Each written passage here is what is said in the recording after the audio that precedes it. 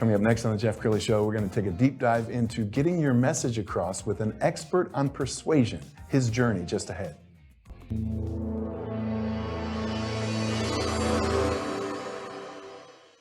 Many are predicting that the worst is yet to come, which is unfortunate, said one person here.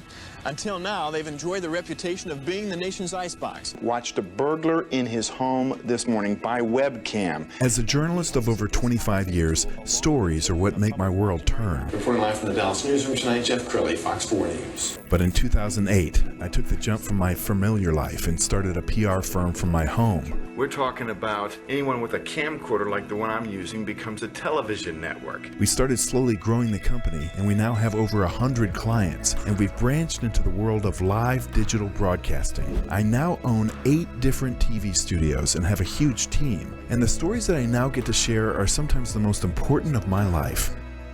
Life has a funny way of coming around full circle. This is the Jeff Crilley Show.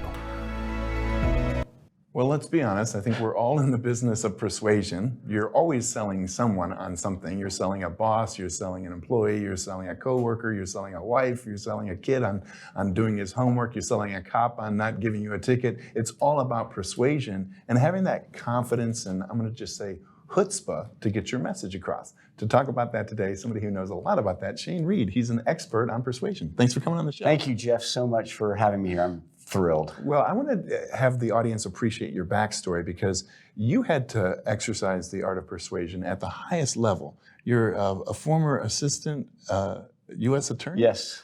Yeah, for 30 years, I was in the courtroom prosecuting criminals and also defending the government in civil cases. So I have seen the highest stakes persuasion battles take place, and not only have I been a part of some of them, but I've watched other great trial lawyers do it as well. And I've never been to law school, but I'm told they do a great job teaching you the law. They don't necessarily teach you the techniques of persuasion and courtroom, protocol, do they? Yeah, so I guess how I got here, it's a very quick story, but I had my first trial out of law school, and it did not go very well. And I wanted to see what great trial lawyers were doing. And I thought they would be doing what I did, just at a much higher level. And I realized they were doing something completely different from whatever I've been taught in law school. And so I did not want to make that same mistake again, nor did I want other attorneys to make that mistake. So I wrote 6 textbooks for lawyers about courtroom skills and persuasion. And Jeff, what I realized that these great trial lawyers did that was not taught at law school was they knew the brain science behind persuasion. They knew how to tell compelling stories that captivated, educated, and motivated juries. And the third thing they did is they made complicated ideas simple.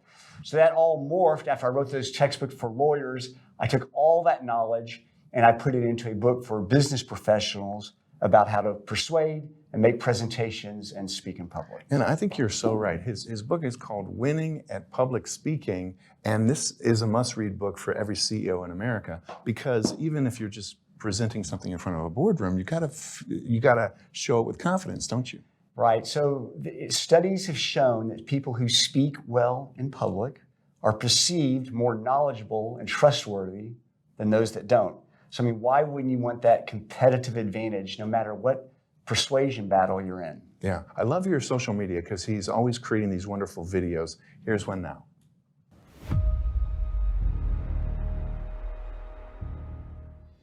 I want to share with you 3 tips that I guarantee will improve your ability to persuade no matter what setting you're in. And we have a little roadmap today on this journey.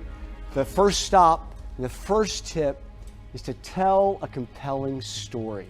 A neuroscientist out of Princeton University did a study of our brains, and he found that when you're telling a compelling story, you're on the same wavelength as the person listening to the story. Think about that. If you tell a compelling story, you're actually on the same wavelength as the person you're talking to. When you want to take advantage of that persuasion skill, if you could do it.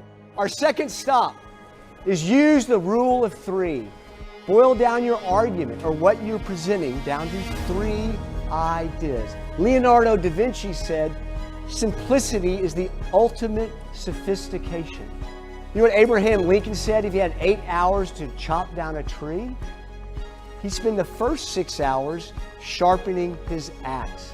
Our third stop on our journey to using persuasive tips is to use creative visual aids. I want to give you a couple examples that I think will really change the way you can present your information. Think of ways you can turn your story into something visual whenever you can, wherever you are, whoever your audience is. Here is why. The left side of the brain receives oral information, the right side, visual. If you're only speaking, you're only engaging your audience's half of their brain, not the entire brain. To increase our retention to 65% 3 days later, all we have to do is use pictures. Let's be interesting and creative. And if we're interesting and we're creative and we back it up with facts, we are going to win the persuasion battle no matter what our setting is. Thank you very much for having me. I can see why you're such a popular speaker. I should also brag about Shane because, you know, he didn't just write one book. He writes a book every 5 minutes, I think. We're going to pull up his book page off of his website, and as we scroll down this, obviously there's the current title. But how many books have you written total? I think it's a total of 7. Okay. Man, that's a lot. And a lot of them were aimed at lawyers. Yes. So my first 6 were lawyers, and then this last one for business professionals, anyone who wants to learn how to be a better communicator. Well, give me an idea what your perfect client looks like. Is it a CEO who shows up awkwardly to the world? Is it a C-suite executive who just got promoted to boss? Right. So it's 2 of those. I guess it's the individual CEO who may have a keynote speech coming up and wants to make it just dynamic and memorable and have something that people talk about, you know, weeks and months after they give that speech. And then also at businesses where I go in and work with teams one-on-one to develop their persuasion skills, how they're going to get their message across, how to listen, and how to be dynamic, and most importantly, all right, get results. That's the whole key. And one of the points you made is that the person who is listening to the message has got to feel like you empathize, that you're on the same page, right? Right. So that's in the first part of my book, Jeff, and you do it so well. You have to speak from your heart to persuade. If you're not doing that, you're going to lose the communication battle. And so it's an approach, it's a style, it's just a whole way of thinking about communicating that we haven't been seen in the real world. And I remember when I was growing up, you could maybe name, 5 CEOs on one hand. These days, CEOs have become rock stars. They're on CNBC and Fox Business all the time, and they actually have to be very good at it. Otherwise, you look at the ticker symbol right beneath them, and their ticker symbol can plunge if they're not showing up to the world the right way. That's exactly right. So studies have shown that the human brain has a 8-second attention span. The goldfish has an attention span of 9 seconds. So if you don't capture the attention and keep their attention, you're going to lose the communication battle immediately because people have so much other things to do. So I'm sorry, what was that? Yeah, there you go. Perfect. So you set that up. So we have about 2 minutes left. Why don't you leave the audience with some final thoughts, final takeaways? I think the most important thing you can do at your next presentation is realize, Jeff, it's not about you, it's about listening. So you're not giving a presentation, you're actually there to listen. And you want to get those hard questions from the people you're trying to persuade, because if you don't get the hard questions, you're not listening, you're not going to win the persuasion battle. And then once you find out what the problem they have that needs to be solved, then you start the communication process, speak from the heart, and listen carefully, and you can solve their problem. Outstanding. You've been an amazing guest. We're going to end with the website, which is shanereed.com. Shane, thanks for coming on the show. Thank you, Jeff, so much. You bet. That's it for now. We'll see you next time.